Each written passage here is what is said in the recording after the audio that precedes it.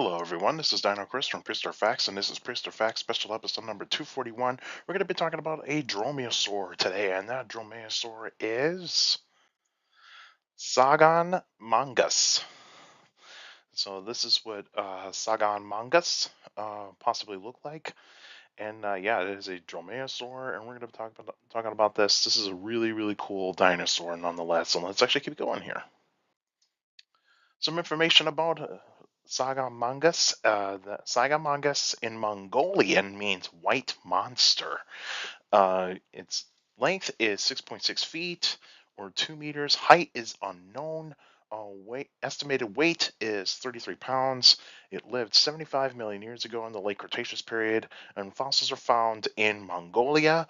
And it was described by Mark Norrell in 2006. So this dinosaur has been around for nearly 20 years. And that's kind of pretty cool. And I'll actually get down to the story of this dinosaur once we get to the more information part. So let's actually keep going here. And so we have a map of Asia, and where I have circled here, that's the country of Mongolia. That's where a lot of dinosaur discoveries have been found, uh, especially in, like, say, the Red Cliffs, where a lot of dinosaur fossils have been found. This is pretty much the same thing with uh, Tsagaan. And here's what Tsagaan size here compared to a house cat. And so it's larger than a house cat. And what the holotype specimen is basically a complete skull with nearly a complete neck and a partial shoulder vertebrae, or partial shoulder blade. Excuse me, partial shoulder blade. So we do not have a complete skeleton.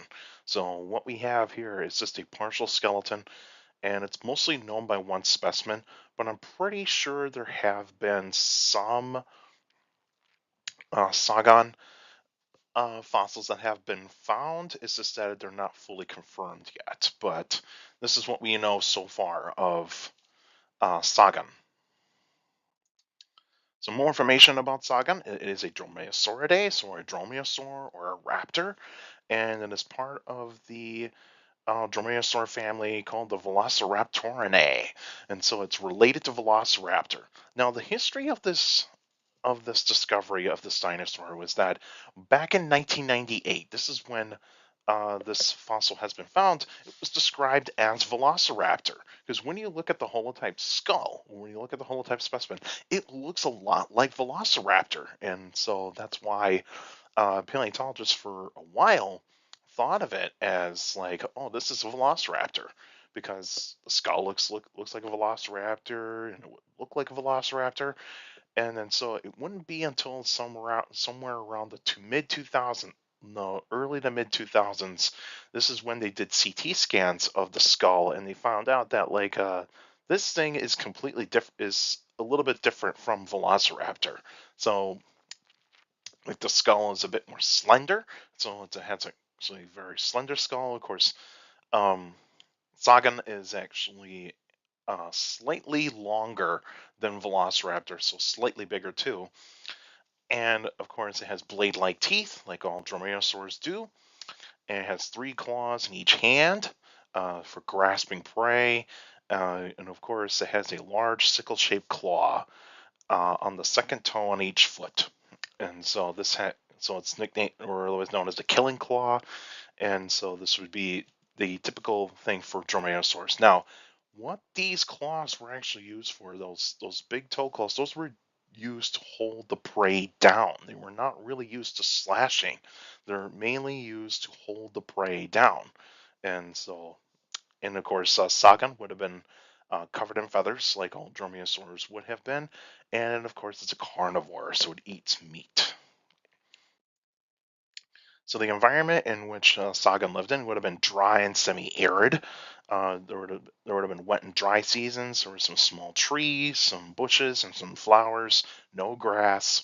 There would have been plenty of rivers, lakes, and ponds, and other animals that were around. Insects, some amphibians, more likely like similar to toads, that live in less dry to semi-arid environments. There would have been plenty of reptiles. Reptiles would have been plenty in this type of environment. Some mammals. Birds were around here too, so the non-avian dinosaurs, or the avian dinosaurs, excuse me, avian dinosaurs. Those are birds. Birds are avian dinosaurs. There would have been also pterosaurs, and of course the non-avian dinosaurs. There would have been plenty of those around too. Let's talk about predators and prey. So the prey that Saga would have been actually going after is small reptiles and mammals. It's its primary prey is reptiles and mammals. That's what they're more so going after. And they would also be eating like hatchling dinosaurs. So basically, like say Protoceratops, maybe an Oviraptorids, and maybe like a Nemegtosaurus or some sauropod hatchlings if they had to. Protoceratops would have possibly been on the menu, but it's more likely that it's going after different prey, more likely. But Protoceratops would have been the very rare occasion. And of course, carrion, so dead or a carcass or dead animal. But mainly predator is probably going to be Tarbosaurus. So but you see, Velociraptor and Saga would have been competing each other, competing against each other for the same food sources. It's just that what it's being theorized is that Sagan is probably more likely going to be hunting mainly at night, and they believe it's possibly it is a nocturnal dinosaur, so it probably went after things that were around at night, and so that's a possibility. And Velociraptor probably just hunted things in the daylight, but we'll see what that entails for more evidence in the future. But we'll see. But Tarbosaurus would have been the main predator for would have been a large predator that would have to avoid more likely. But Velociraptor is its competition. The extinction of Sagan would have been mostly due to climate change. So temperatures rose during that kind of time after 75 million years ago, and so it got drier. So the drier climate was actually starting to come to be. So it got hotter, and of course it got outcompeted by Velociraptor. That's more likely the case, is that it got outcompeted by Velociraptor, and of course its prey disappeared. That's the other part of it too, is that the prey probably did disappear. And so here is a map of what's the late Cretaceous of 75 million years ago looked like. Ignore those dots. Those are just from a picture that I was. This is the best picture I could find of what the world looked like 75 million years ago. And where I have circled right here, that's where Mongolia would have been, and that's where Sagan would have been living around 75 million years ago. And so the next episode will be on April 10th, 2025, and that'll be a Q&A episode. So if you got any questions about dinosaurs and other prehistoric life, feel free to email me at dinochrist71@gmail.com, or go to my Facebook page, Prehistoric Facts of Dinochrist. Like the page, you have to put your questions in the comments section. Please put them in the comments section. Don't put them on Messenger. Messenger is a private conversation, so please put your questions in the comments section on any Facebook post. And also for you YouTubers out there, like the video, subscribe to the channel. According to my analytics, a lot of you guys are checking out my channel and not subscribed yet, so please feel free to hit that subscribe button and also like the videos, so that way the video gets spread out to people that are interested in dinosaurs, prehistoric life, paleontology, and geology in general, because that's how the YouTube algorithm works. The more likes the video gets, the more likely the video gets spread out to people that are interested in this kind of stuff. And also share the videos, share the channel to anybody that is interested in dinosaurs, prehistoric life, paleontology, and geology in general. So please feel free to do so. And also hit that notification bell so that way you can get weekly notifications of every video that comes out. And also polls I do on the channel too. So if you actually go to the posts, you'll find the polls and interact. The latest poll is about Spinosaurus, so hey, why don't you actually guys go check out that post of this poll, and check it out, and also interact, and also feel free to leave your opinions in the comments section, and also be respectful too. Please feel free to do so, and also make sure you keep your questions short to the point, and also. With the Q&A episodes, because and also for YouTubers out there, feel free to leave your questions in the comment section, because those because I do read them all. All of you guys are sending me questions via email, Facebook, and YouTube. You guys are awesome. You're giving me some great questions for those Q&A episodes, so keep up the great work. Like I said, keep your questions short to the point. You can also follow me on Instagram at dino.chris.pf. I post pretty cool stuff on there. You can also follow me on Threads, same thing, at dino.chris.pf. I post pretty cool stuff on there as well.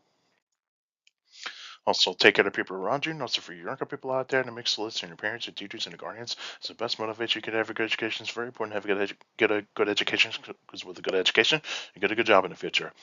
And I just want to say thank you to all of you for your support, for having me keep going for uh, these 12 years that I have done this channel, and finally reached 500 subscribers. And I can't thank you enough for actually reaching this goal, and hopefully can reach 500 more to actually keep going. And I appreciate all of you for actually sticking with me and learning about prehistoric life, because that's what I love doing, and I know you guys love the information that I give you too, and also the extra episodes that I do about movie reviews, TV show reviews, documentary reviews, anything associated with like certain types of paleontology news that is making waves, or even like museum exhibit reviews, and also some fun videos I do for extra episodes, and also for you for these special episodes, and of course the Q&A episodes.